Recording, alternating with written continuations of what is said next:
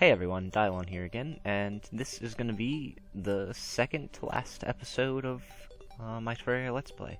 So anyway, I've been working pretty much most of the day to get this video out, and I have a few things to show you guys from the last episode, and then I'll just explain a couple of ways to fight the final boss. I won't actually show the fight here, but I'll explain a few things that you have to do.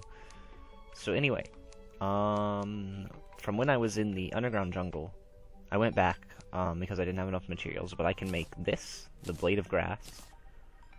I can make this, a thorn chakram, and I can make this, which might be the best of the three, which is the ivy whip. Basically, it's an upgrade of your previous grappling hook, and it lets you do this.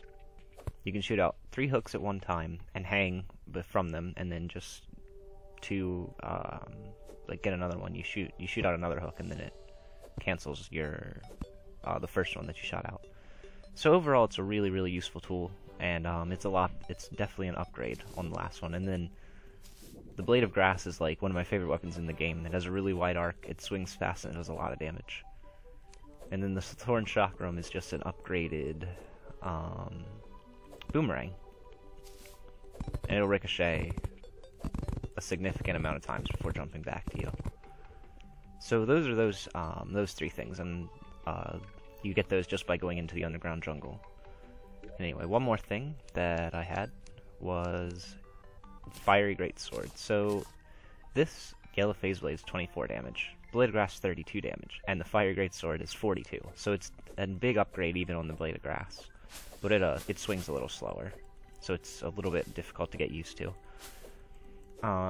Overall, all these weapons, these 4 right here, Miramasa, Fire Greatsword, Blade of Grass, and Lightsbane are all really awesome, but if you get all 4 of them at the same time, you can do something really cool, which I'm about to run and go do.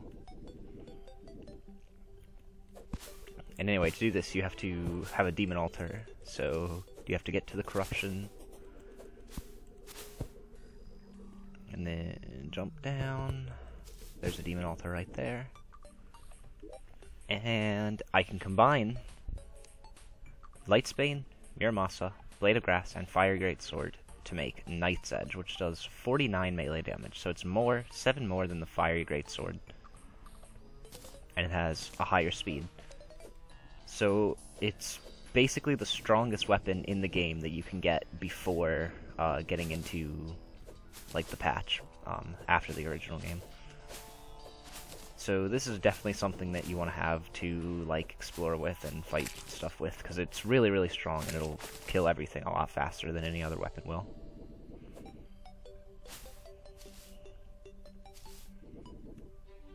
Oh right, I have this. I keep forgetting to use my magic mirror because I didn't have it for a long time. It took me a really long time to get it. Anyway, I guess the only thing that's left is for me to explain how to set up for the boss. And I've already done that on this world, I just haven't actually done the fight yet. So, first off, what you want to do is buy... Oh, here. He's actually telling you... this is a hint towards what you have to do next. I heard there's a doll that looks very similar to Logan, that's my guide, somewhere in the underworld. I'd like to put a few rounds in it. And that's a hint that I need to go down there and find that, but I already have one, so I don't need to actually go down there. So what you want to buy is the mini shark, because you definitely want to have it for the final fight. It's a really useful weapon. So basically, it only does 6 range damage, and then the musket balls do 7. So I'm pretty sure the way you calculate it is you just combine the 2.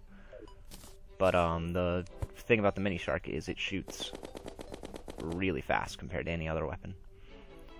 And then once you find the guide voodoo doll from a voodoo demon that'll be carrying them, you can just pick that up, and then you are pretty much ready to fight the boss, or at least you're ready to fight the boss when you can. Whoops, this isn't even the right area.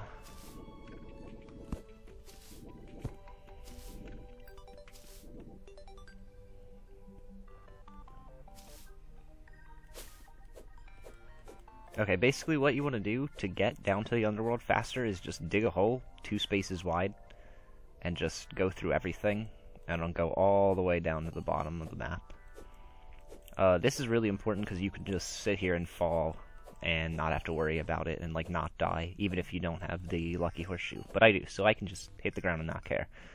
So basically the only thing you have left to do, and this is actually fairly important, is either make a bunch of gravitation potions, which is one method that you can use for fighting the boss, or make a platform all the way across. So I'm going to show you guys that I did that, and it took quite a long time to do this platform, so don't try to do it all in one go like I did, because I got really frustrated with it.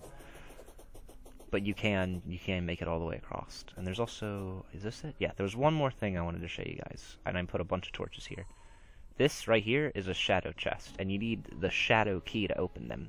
They're like the highest level chests in the game, and they give you a lot of good stuff. So you get it from the golden chests in the dungeon. So you have to keep farming out gold keys and keep opening chests until you get this key. And this key does not. It has unlimited uses, so you can open all the shadow chests with just this key. And so you see it has a lot of really useful stuff in it, like some potions, gold, and then this dark lance thing. It's not really strong compared to the Knight's Edge, but it's still a really good weapon. And it has a really long range.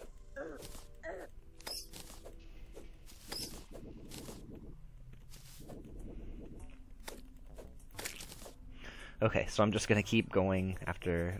That was pretty much the last thing I really had to show you guys.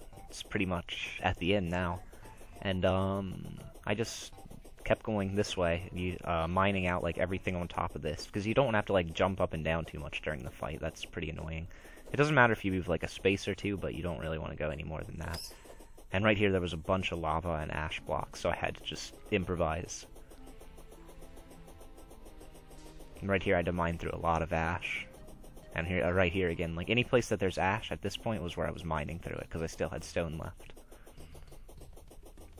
And then I think, yeah, here's where I switched to ash, because I ran out of stone. So basically you can tell it takes a really long time if there's stuff in your way, and like, there was places where the lava was like above this, where this bridge was gonna go, so I had to like go down and flush out the lava into a lower area. That was probably the most time-consuming thing. And then the fact that enemies constantly spawn is even worse. And there's like all these tombstones where I died from enemies constantly spawning. And here must be where I ran out of torches, because it doesn't look like I put any more torches down after this. Oh, whoa, okay. And here's the last place where I died. I tried to swim in lava. Whoops. Yeah, so this is the edge of the world. Basically, the edge of the world is where you can't go any further. Imagine that. And here is where the wall of flesh will spawn. Like, you just take out your guy Voodoo Doll and throw him into the lava, because that's how you spawn the wall of flesh, and he will spawn right here. Like, you'll be looking directly at him, and it'll be quite a fun fight.